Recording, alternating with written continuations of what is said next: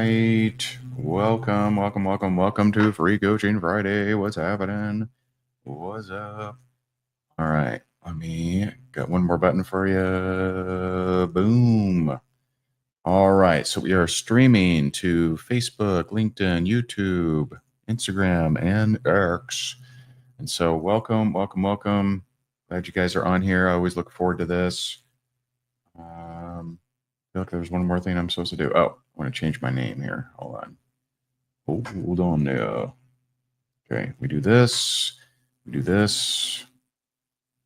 and then we do this. Okay, all right, there we go. All right, awesome. Welcome to Free Coaching Friday. First of all, can y'all on streaming hear me? Every week we go through this because it's still kind of a weird way that we're streaming.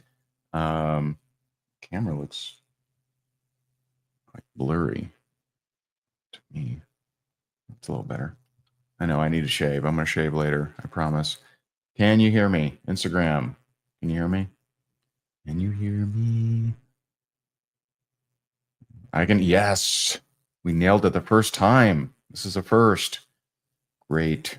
All right. So a couple of quick things before we get started. And yeah, if you're on the Zoom, if you want to be on the Zoom, you can get on by going to higdongroup.com/free coaching.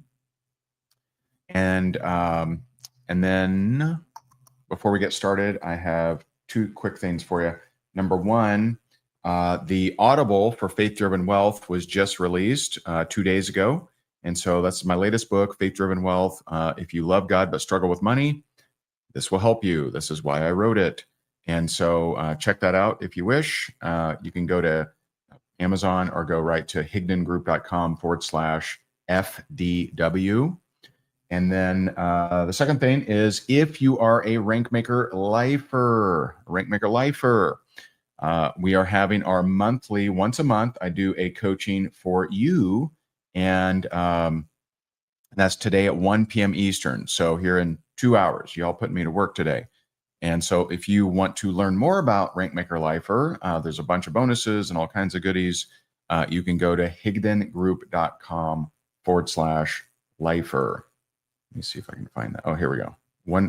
It's a monthly. We do it once a month. It is, without a doubt, the most inexpensive way to get coaching from me. And so there you go. I posted in the comments, or at least I attempted to. And that's higdongroup.com/lifer. I'll see some of you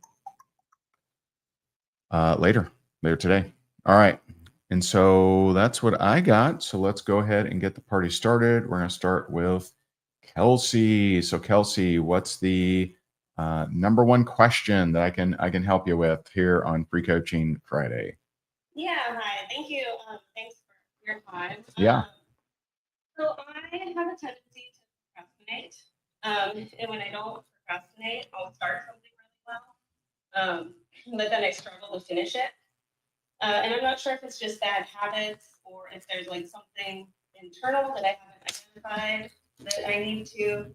But I've noticed it come up in a few different parts of my life. But especially with our real estate business, I feel like it's become a pattern that's keeping us from scaling. And we're doing really well with where we're at. But I feel like God is calling us to start doing more and be ready to do more.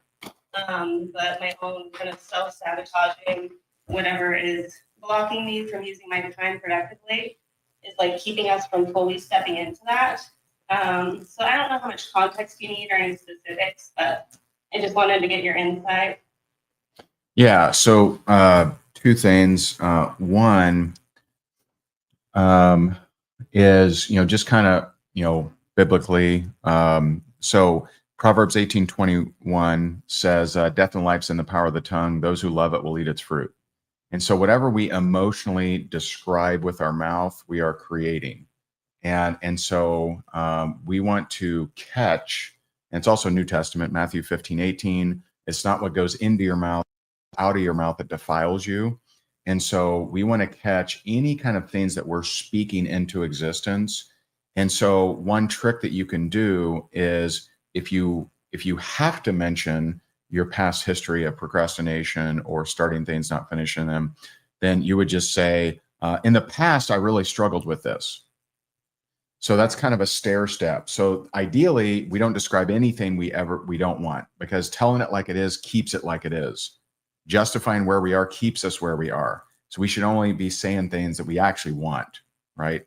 And so it's catching those statements. And I know how, people are just like, hey, I'm just describing how it is. Well, describe how it is if you want to keep it like it is. And so that would be number one, is taming that tongue, which the Bible talks a lot about. Second thing is, I did get nudged to pray for you, just to see if there's, sometimes we have strongholds, beliefs, agreements, different things. I talk a lot about these in Faith Driven Wealth, especially the chapter 21 Reasons You're Broke, which I did not want to write that chapter, but that's what God nudged me to write. And so let's do a quick prayer about you, Kelsey.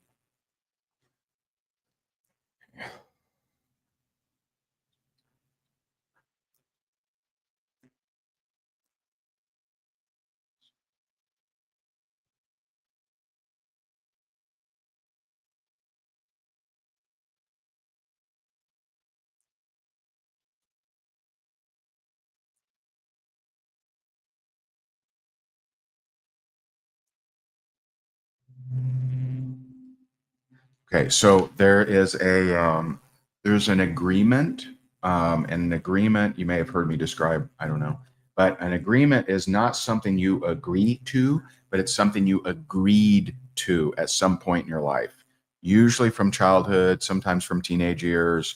But the agreement, and this is a very common one, is I can't do it. Does that resonate? Yeah, it does. And so the I can't do it person, it's like the Proverbs 26, I think 13, but it's in 26. It says, the lazy man buries his hand in the bowl, it wearies him to draw it back to his mouth. And so the I can't do it person knows what they want, but they just don't finish. They're the starter, not the finisher.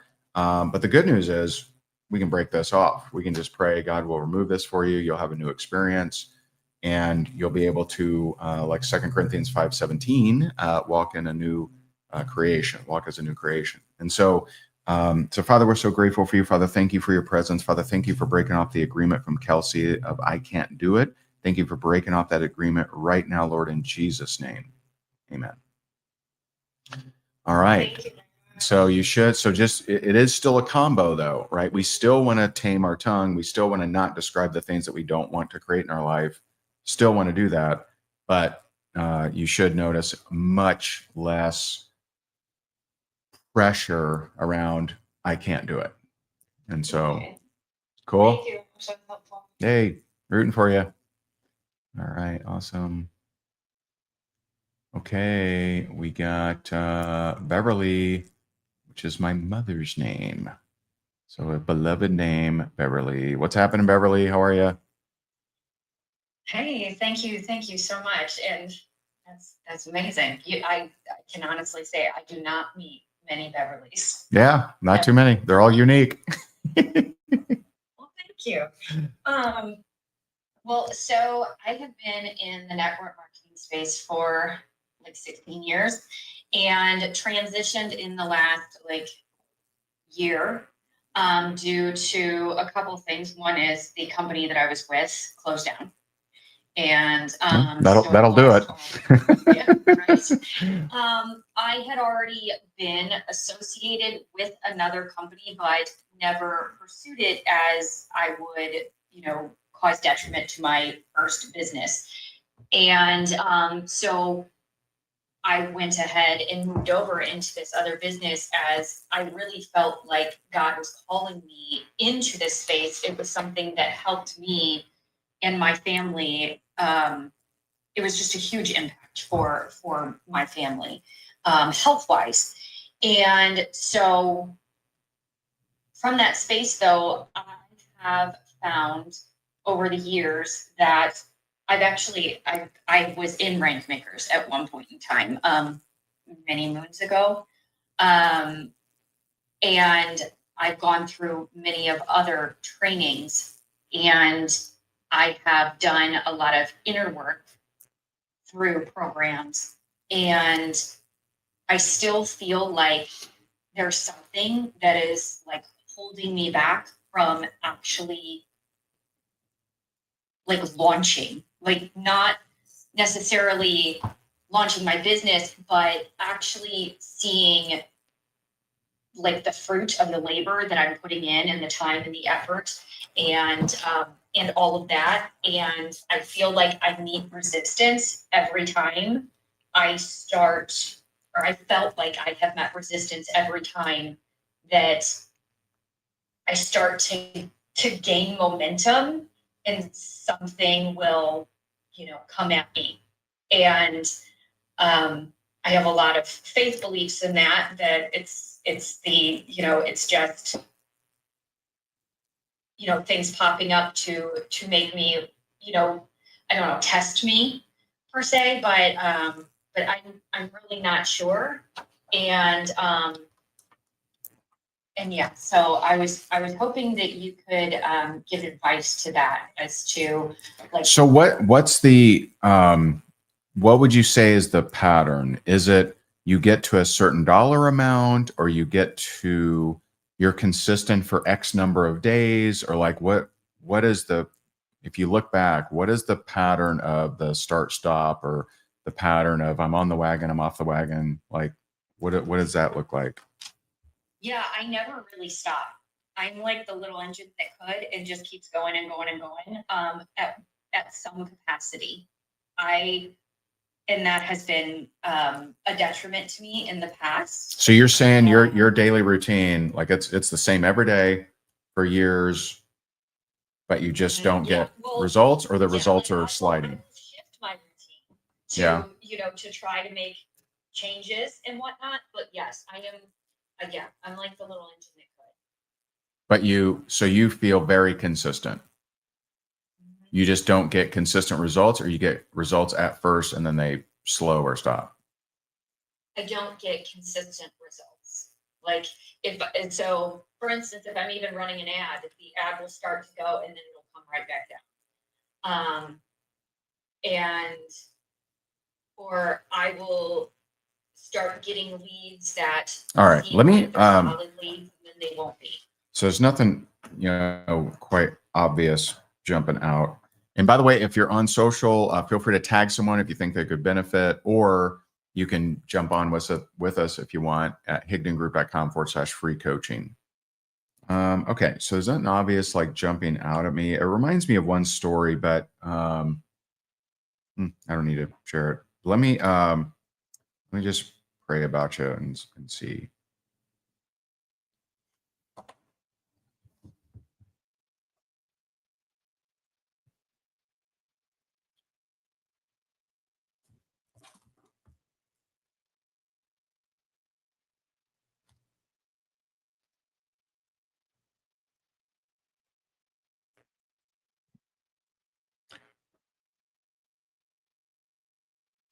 Yeah, I had a feeling about this. So there's, like, Kelsey, there's an agreement. Yours is a little different. Yours is also a common one.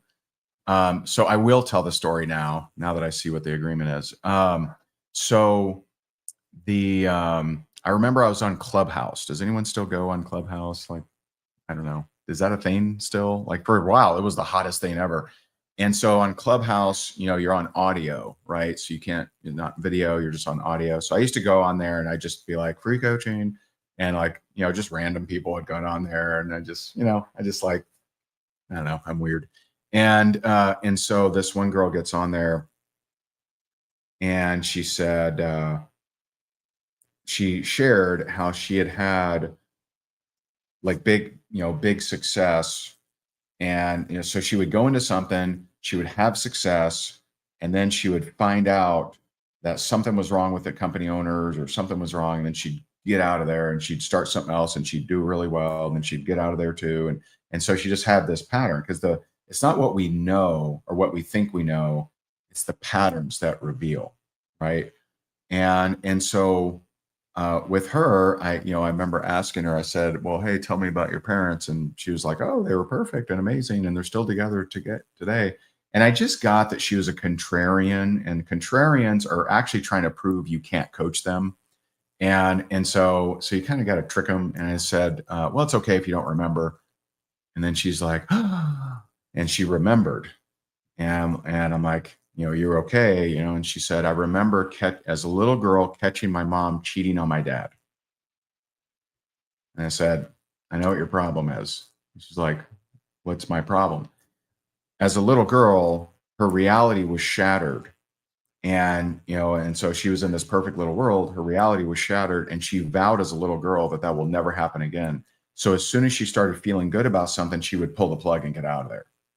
Now, that's not the same as yours, right? It's different, but I see kind of similarities. So your agreement, and again, an agreement is not something you agree to. It's something you agreed to. At one point in your life, there was some kind of observation, and yours is, it won't last. And so, and so we would gain verification through our beliefs all the time. We'll always verify what we believe to be true. And so if we believe that something won't last, we will gain, evidence of that thing. And results won't last, ads won't last, companies won't last, relationships won't last. There's just, it can span across a whole bunch of different things. And so does that make sense? Does that resonate at all? Are you still with us? Am I frozen?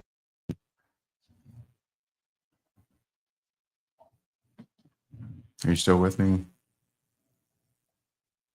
Ruh-roh. I mean, I suppose so. Oh. Yeah, I'm still here. Oh, okay. Hello? Yeah, you were Sorry. you were frozen. That's okay. Yeah, no, I heard everything that you were saying, and I mean, I suppose I can see that. Yeah. Yeah, I can see that. So understand, like, these, I believe, okay, I believe that like the way that these things work are the same ways a lot of our beliefs work, in that they're there to protect us from disappointment. So if we have this agreement, event won't last, then we're never surprised. So it protects us from surprise. Just like with her, it protected her from, I don't ever want to feel really good and then the rug get pulled out from under me. So I just told her, you need to get the hell out of here. And so, it's not, I think a lot of times people attribute their beliefs to like the enemy or something. And I think we give them too much credit. But yeah, the good news is, hey, whatever, we can get rid of this thing. And so, Father, we're just so grateful for you, Father. Thank you for your presence. Thank you for breaking off the agreement from Beverly of it won't last. Thank you for breaking off that agreement right now, Lord, in Jesus' name. Amen. Okay, I feel like that was 1 second.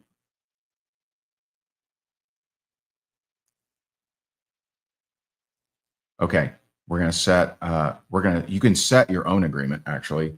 And so we're going to set a new agreement for you. And so let me just ask. Nope, I want you to do it. And so let me type this out for you. And this is from Philippians 4:13.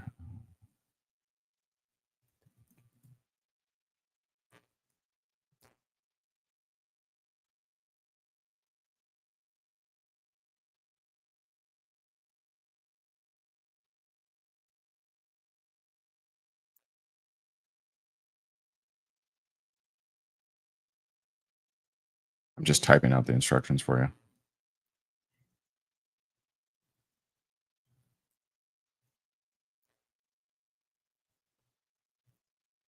So anyone can actually read this. I'm just going to give you the prayer to set this new agreement. It won't work if you have an existing agreement for whatever reason, but we cleared yours, so it would work for you. It would work for Kelsey for sure, and anyone else that God's removed your agreement. But yeah, when you because the problem is if you can go and do the work, but this belief will, it's like you driving with, let me mute someone here. It's like you pressing the gas pedal and the brake at the same time. And so we got to get your foot off the brake, then you can go do, because with consistency, you'll go make it happen, right? I mean, you do need insights and things like that to help you, but we got to get your foot off the brake. And that's what happens when you have an agreement, is you're just constantly looking for the shoe to drop. You're constantly looking for, when is this not going to work? And so you won't have that pressure anymore. You won't have that just pending doom, which is great. And so I would just, when you get a chance, I would read that out loud, and you'll be good to go. Thank you so Yeah. much. Yeah. And keep us in the loop. All right. We got Joya. Am I saying that right? Joya? All right. Nice. How are you? How are you? Great. Yay. Thanks so much for doing this. Yeah. My question to you is, hey, Jen, when would you suggest for someone to invest in business coaching, and some general guidelines for looking for the right coach for you?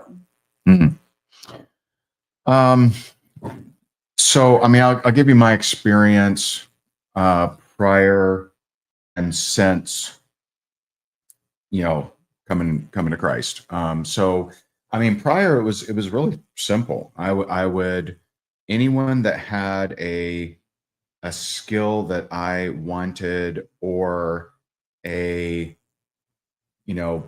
business or platform that I wanted, I hired. I mean, it was just, I think that's, just the biggest reason that I grew so fast. And so, I look for, what I never really looked for was like a life coach. And there's no offense to any life coaches, but I looked for what's a skill that this person has, or what's something they've done that I really want. And so that was kind of my first experience. So I invested over $1 million in that sort of pursuit of masterminds, coaching, one-on-one. I have never been great myself personally at attending group coaching, because I'm very impatient. And so I offer free coaching Friday to kind of help, people. I would okay, I would rather pay, $1,000 to get, time with somebody. And so, but hey, you can get group coaching a lot more affordable than one-on-one. So, I mean, that's gotta be your call. And so I would look at, do I resonate with them? Do they have a skill or something they've done that I want to learn? And so, hired, Russell Brunson, Grant Cardone. I mean, I just so many people that demonstrated they had something that I wanted to learn, or they'd grown something I wanted to learn from. So since, coming to Christ, now I just pray on everything. And so, Lord, am I supposed to work with this person? Lord, should I hire this person? And he's had me, it's really wild, because there's a lot of people he's had me hire in the last 2 years that I just wouldn't have, hired logically. And, they just didn't necessarily fit that criteria, but I hired them and they gave me a puzzle piece I didn't even know I was missing. And so I'm just a big fan of suggesting people pray on stuff, because, if God gives you, permission, then it should lead to bold action. And every single time I've done that, and I've gotten a yes in something, whether I thought, this is the right thing to move, and I just do it, it's always paid off. And so, yeah. And the other thing is, I would just have clear expectations. I never expected a coach. I remember one guy, he, I was meeting with him, and he said, yeah, these 2 books, really helped me in marketing and really changed my life. And, I wrote them down. And the next time we met, I told him, hey, I read the 2 books. And he goes, you read the 2 books? And I'm like, yeah. And he's like, wow. I can't. I've told that to a whole bunch of my clients, and none of them, hardly any of them read. I'm like, okay. And I've had multiple coaches tell me, you're the most coachable person I've ever coached. And so if I'm going to hire someone and I'm going to spend money, I'm going to do what they tell me to do. I remember one of the uncomfortable ones was I hired Grant Cardone. I gave him 100 grand for 6 hours. And in that first hour, I tell him, I'm like, okay, I want to, because he had ran a 30,000 person event. And I'm like, I want to run a big event. And he's like, okay, when's your next event? I said, well, I got one this year, but it's already booked. It's 250 people. He goes, cancel it. I'm like, I already got the hotel. I've already sold the tickets. He goes, I heard you. Cancel it. I'm like, I got the contract. He goes, I heard you. Cancel it. And I'm like, really? And so I reach out to the hotel. It was $10,000 to cancel. I cancel it. I tell all 250 people, hey, we're going to do a different event. I'm going to move your ticket over. If you want a refund, we'll give you a refund. And for that next event, we sold 2,200 tickets. That first hour of advice made me an extra $1 million that year. So people are so tied up, and it's so weird to me that people that are making money won't invest in themselves. It's like a dumb tax. It's like an ignorance tax. And so like, I don't understand people that aren't putting 10% of what they're making into themselves. I don't understand it. It's weird to me. And there were years, let me think about that. Yeah, I think 10% is a good kind of model. But if you're someone who has a tendency of hiring people and not doing what they say, then no amount of hiring is going to help. You have to commit to, yeah. They tell me to do. Yeah.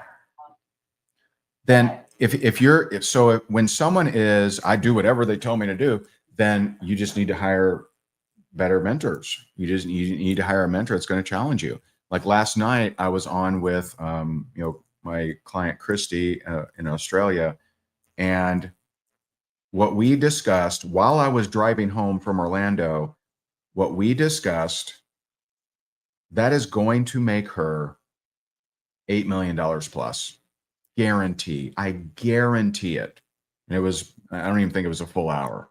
I told her exactly how to map out what's the upsell, what's the next step, how do you do the book a call, how do you structure that? That's going to make her so many millions of dollars. And and yes, she pays me well, but she is an implementer and she's coachable and she's super smart. And so like, she's going to make a lot of money from that advice. You got to be willing to do the work. I can't hire a personal trainer and have him do my sit-ups. That'd be awesome. Hey, I need you to do 1,000 today. I had the buffet last night, like that'd be great, but it doesn't work that way. And so does that help? Yeah, and I think I needed probably to hear the pray part, because Yeah. there's someone that I was like, I'm definitely going to work with that person, but then I know they're not Christian, and there's a lot of like just things like astrology implemented into their programs. Yeah. And I'm like, maybe that's not the right person, because I want to be able to partner with somebody that, if God actually tells me to do something different, I feel it really strongly, like I could come to that person, they would understand. Yeah, I won't bash, other people's, beliefs and stuff, but yeah, I don't know. You gotta, yeah, pray on it is the answer. Yeah. Because I have learned from people that aren't Christian, no doubt, no question. Me too. But as far as hiring and working with someone one-on-one, I would pray on it, and I would do whatever he says, but I imagine that would, for me, probably be weird. But yeah, cool. Rooting for you. The Joya of the world. Yay. All right. Henry, are you able to get on camera or no? What time is it? Oh, we got time. We got. Yes. 'Cause I can't like spot. Oh, there we go. All right. You're not like operating heavy machinery or anything, right? No. All right. Henry in the house. What's up? You can hear me? I can hear you. Yes. Okay. Yeah, so I got a question. And you got and Henry, I know you. You get one question. You get one question. You asked me 52 questions last time. You get one question. That's what you get. Okay. All right. Yeah, so I've been working like even since months ago. I've been working hard and I've been doing like videos and I've been posting on TikTok. I've gotten a lot of people that I've engaged with. Even did Zoom call 1-on-1. So I'm like running and like doing what I have to do. The thing that I'm looking at is that I'm not seeing like it looks like I'm running on mud, and it's not something that like throughout all the people that I've Zoom called and sat with them and showed the opportunity. I mean, they joined, they put aside 30 minutes to talk to me. So it's like when I go ahead and close them, they keep closed, but then just never pick up or ghost it or not. So I was So looking it's- at one of your videos. So it's probably posture. It's probably posture. But go ahead. What else were you going to say? Oh, what was that? It's partly what? It's probably posture. Okay. Yeah. So the other question, what I was gonna add is that I really was thinking like if I'm running, because I was watching a video of you and there was this one thing you said that kind of was like, oh, that was me, but I didn't know if it was like an agreement because you said that sometimes people think that being successful makes you a certain person that you don't want to be. And Sure. I was like I was like, oh, and because I had those thoughts before, but I don't know if those are the things that like keep me from like running and like actually on asphalt and like on mud and just working, but having that agreement, I don't know if it was something to do with my results. Yeah. I think this, because it sounds like you're pretty consistent, right? Aren't you? Yeah. I really think this is a skill thing. I think it's posture. And so when you said you'll get on with someone for 30 minutes, is that right? Yes. Okay. What is the, without naming the company, like what are we talking about in 30 minutes? Opportunity. Just I do the presentation. I give them the presentation of. You do the presentation one-on-one. Yes. Okay. All right. So one, I do not think that's a great way to do it. Because whatever you do, you think your prospect will think they have to do too. It's a network marketing company. Yeah. Okay. So whatever I do, they're going to think, oh God, I have to do this. I have to get on with someone for 30 minutes. Oh my God, kill me now. Like, no. So what I would do instead is I would look to your upline, look in your company, see if there's a company overview that you can test. I hesitate to say that you like, because maybe you don't like it, but it might work. And so I would absolutely, instead of getting on for 30 minutes with somebody, which is like Angel says, what's up, Angel? That's a long time, is I would have them, hey, watch this video. It'll help you see if it's a fit for you or not. And then I'm happy to hop, that's my code, my favorite word, hop on a quick phone call with you to chat with you and see if this thing's a fit.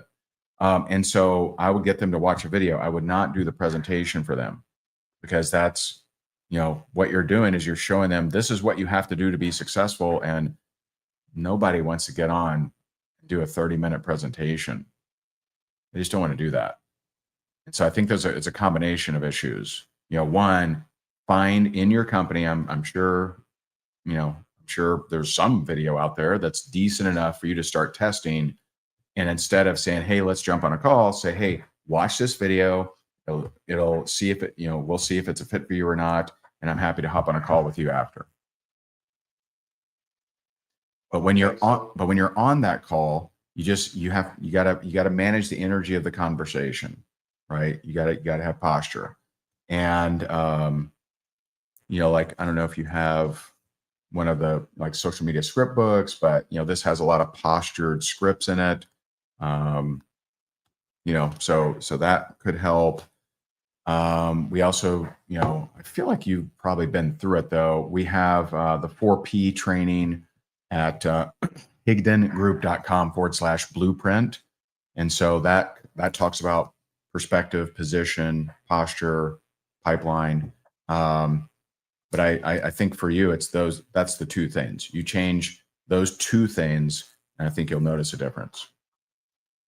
And so let's just practice, because I'm not giving you another question, but let's just practice real quick. Let's practice posture. Okay, so how about so what's one of your like closing questions? Like let's say I've listened to the presentation.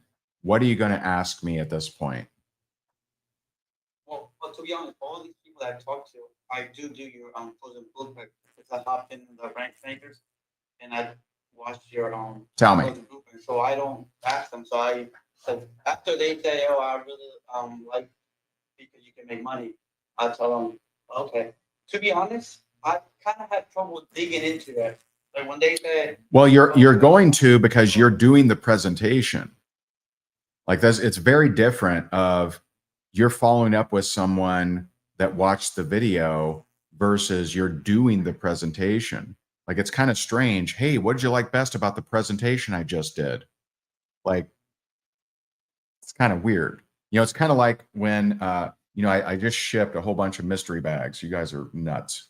We've sold so many mystery bags this week. And so I just went to the post office and shipped 100 more of them. And I'm actually doing this, which is crazy. But at the post office, it has when you finish your transaction, it's got a screen that the person sees, and it says, "How happy were you with your service?"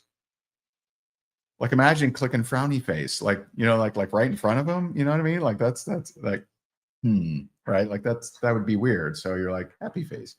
And so it's kind of like that. Hey, what'd you like best about the presentation I just did? It's going to force them to come up with something because most people aren't going to want to insult you. But if you said, "Hey, did you get a chance to watch the video?" Yes. What'd you like best about that video? See, now they can have more freedom because it's not so associated to you. And so they'll tell you, "Well, I really didn't like this," or, "I like this," or, whatever. But it'll give them a green light to be more honest with you. And, oh, by the way, you can prospect 5 to 10 times more people if you're not doing the presentation yourself, because you're saving all that time. But I still want, so let's say I've watched, I just want to check your posture here. So let's say that I've watched the video, okay? Because now we're going to video. Henry's not the presenter anymore. Henry's the video guy. You're sending a video. And so, and not your own video. I want a company video. I want some other upline. I want you to find a video that's not you just yet. Okay. We'll get you there, but we need to get you to, a couple $100,000 a year before I want you doing a video. Do your own videos, but the presentation video, I want you to get some money under your belt first. And so let's say I've watched a video, you followed up with me, take it from there. What would you say? I would say, "Hey, Ray, what you like about the video?" I mean, I do like the idea of making some extra money. Okay. Okay, cool. What is there anything in specific? Is there like anything that you want to cover and have something covered? So I get what you're asking. I would just ask that a little bit more clearly. I would just say, is there any particular reason you're wanting to make more money? And so, so I'll say, yeah, I mean, we've really wanted to take a vacation. Okay, what do you say? Oh, see, so that's where I haven't practiced yet with people. So I would have been. I We're would've- I came practicing. up with What would you say? No, don't tell me what you think you would say. Say to me what you would say if I said, yeah, I'd really like a vacation. I would ask, oh, when is the last time you took a vacation? Man, it's been years. Oh, okay. So do you think if I'm willing to show you how to make money so you can actually take a vacation every year, if possible, is that something you'd be interested to take doing? So not bad, not bad. But I would shift it to them. So I would say, okay, you haven't taken a vacation in years. Um, how you know, do you think that your family would appreciate that? I dig a little bit more before I go to that type of response. So, okay, you haven't taken a vacation in years, you want to take a vacation. How do you think your family would react to you guys going on an amazing vacation? I would ask that. Then I would roll to something like what you said, but I would say you, not me. So I would say, hey, are you coachable? Now the cool thing is what you're actually, I'll tell you the psychology. I'll tell you the psychology behind that question. You're actually setting an identity. So most people aren't coachable, right? They're just not. But if you say, are you coachable? Hardly anyone will ever say, no, not at all, because they don't want to seem like stubborn or, whatever. And so if you say, hey, I'm just curious. Okay. So you haven't taken vacation years. You said that your family would really love to take a vacation, be very meaningful to them. I guess I got one question, and that is, are you coachable? You're setting an identity of coachability. And so they're going to say yes to that 99 times out of 100. And so, yes, I'm coachable. Okay, well, if you're coachable, notice the difference. I didn't say, hey, if I teach you what to do, right? If you're coachable, and then you can say, and I show you what to do, would you follow the steps to make enough money to have that vacation? So that's called a test close, right? You're not saying, are you ready to join? Right? You're saying, would you be coachable if I showed you what steps to take so that you could enjoy that vacation? If they say yes to that, other than, they just don't have the money, they're going to move forward. And so if they say, yes, I would be coachable, I would do the steps, I'd say, okay, well, to join, this is what it looks like. Here's how to join. And I can walk you through that. Now, me personally, I don't know, I'm just going to tell you, I do not like sending people to a page. I'm going to take their information right there and then. And some people that haven't closed a lot of people, they'll say, well, what about their social? No one will give you your social. They did all the time. I collected thousands of socials. And I think twice, because it's in your tonality, it's in how you handle it. And so I would say, hey, okay, cool. I would ask for the low hanging fruit first that no one has a problem with. What's your mailing address? What's your first name, last name? How do you spell that? What's this? What's that? What's that? What's a credit card? And what's a social? Twice I had someone say, social, why do you need that? Oh, Uncle Sam, you're going to make a lot of money. Uncle Sam wants their money. Oh, that makes sense. Okay, here it is. I never had no one never didn't give it to me, but it comes like in your voice. If you're like, can I get your social? Is that okay? Right. They're going to be like, no way, scammer, get out of here. And so, that I would, find this recording on one of our streaming things and just watch this because, that's your two tweaks. Your two tweaks, you're going to get very different results. Okay. Cool. I'm sorry. All right. Rooting for you, man. Thank you. Yeah, give it up for Henry for being vulnerable and sharing. Awesome. Okay, we're gonna go to Belinda in the house. There she is. I can't hear you, Belinda. Not hearing you.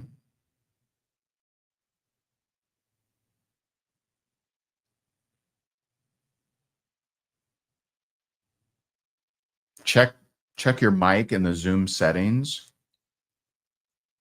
Like sometimes, I mean, my thing's crazy. Like sometimes it picks up my phone. It uses my phone as my mic, and I'm like, what are you doing? Why are you doing this?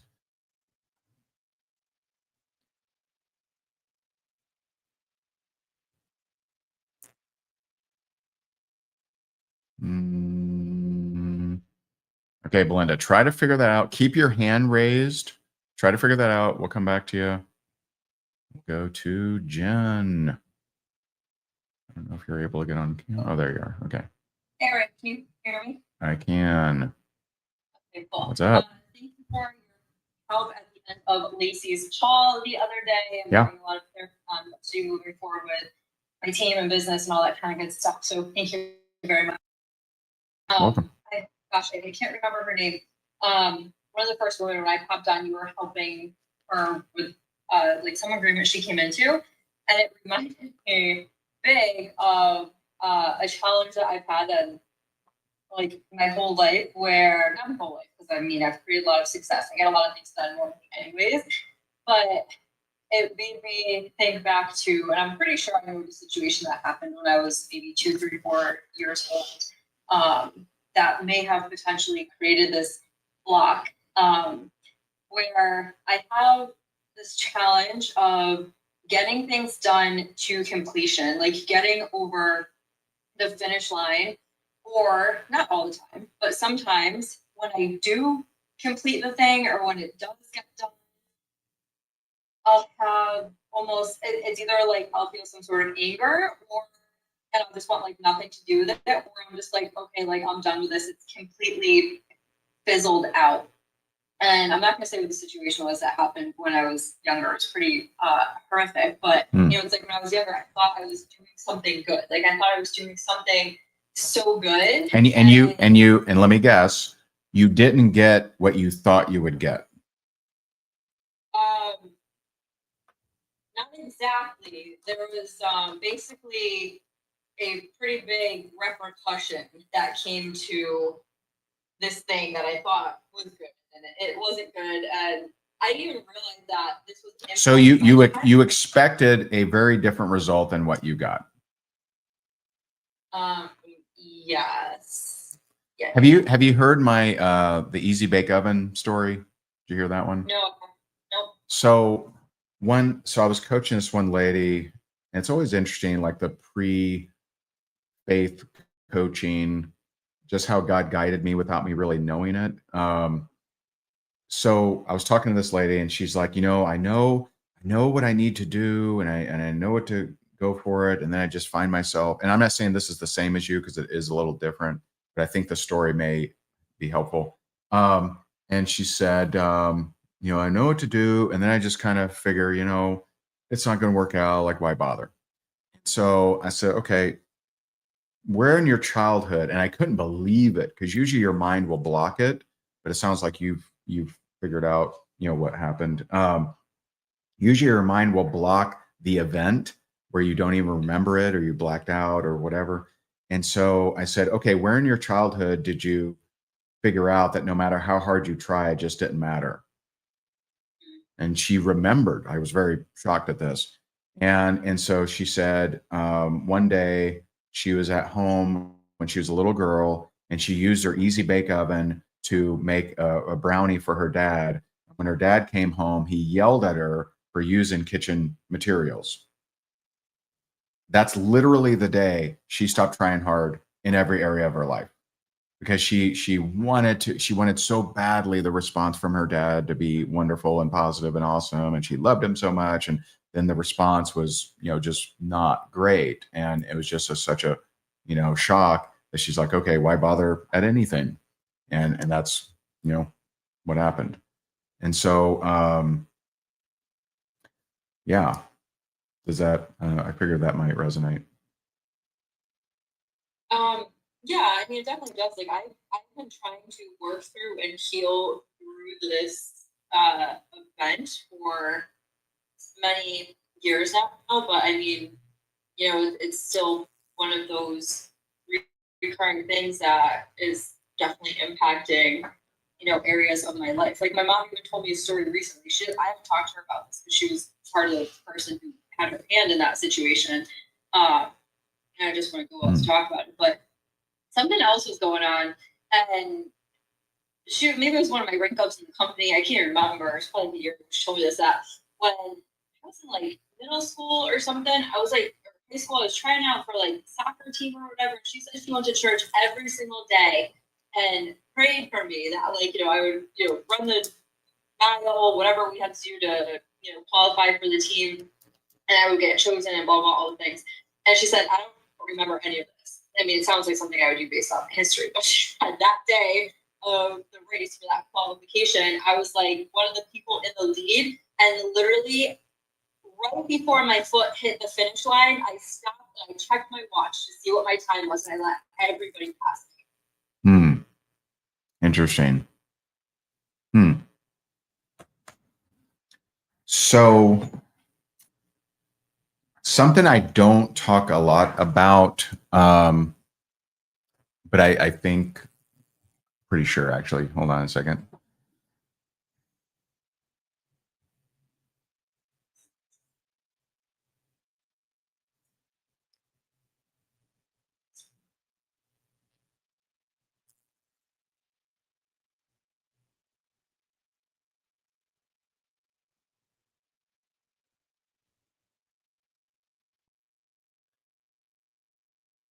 So there's something, so, on here, sometimes we'll talk about lies that people believe or agreements or strongholds, or there's other stuff too that we don't get into much.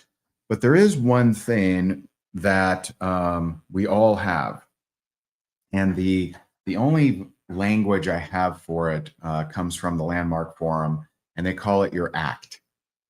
And an act is a very simple statement that can run our lives. And so I discovered my act in 2009. And so my act is I'll show you. And so there's kind of two pieces to it. One, it really never goes away, but with awareness, you can choose to not let it run your life. So I'll show you in my past, if someone, challenged me or someone said, oh, you could never do this, I would ding, I'd have to do it. You can't weave baskets. I would irrationally have to prove them wrong, irrationally, whether I wanted to do it or not. So when you're unaware of your act, it's actually the driver. It will drive you around. It'll make decisions for you, and you're just the passenger looking out the window.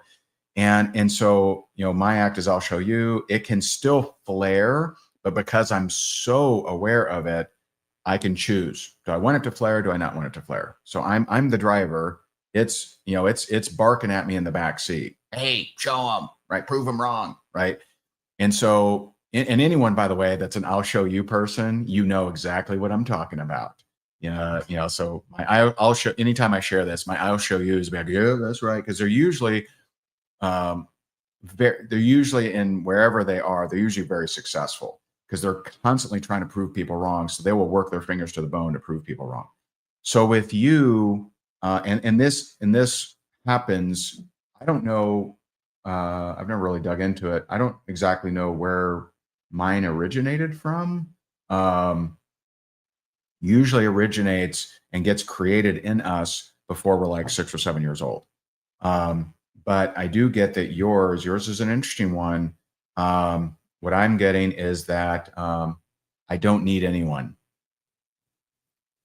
And I don't need anyone would mean I don't need anyone's praise. I don't need anyone to edify me. I don't need anyone. I don't need your approval. I don't need you to agree with me. And so I see it as kind of similar to an I'll show you, but it's that, oh, if I do this thing, they're gonna praise me and do this thing, and I don't need that. Does that resonate? I'd have to think on that. Yeah. So like the situation that happened for me, it was more like I thought I was doing something good, and then. But think about it in this context, okay? You were doing something for a positive response. You did not get a positive response. So you said, screw it. I don't need any positive response. In fact, I don't need anybody. So think I on mean, that. that's- Meditate on that. Yeah. I think this is more of a fear of the negative repercussions, and even though the anger of what happened wasn't directly directed towards me, it was actually more towards my mom from what she made me do.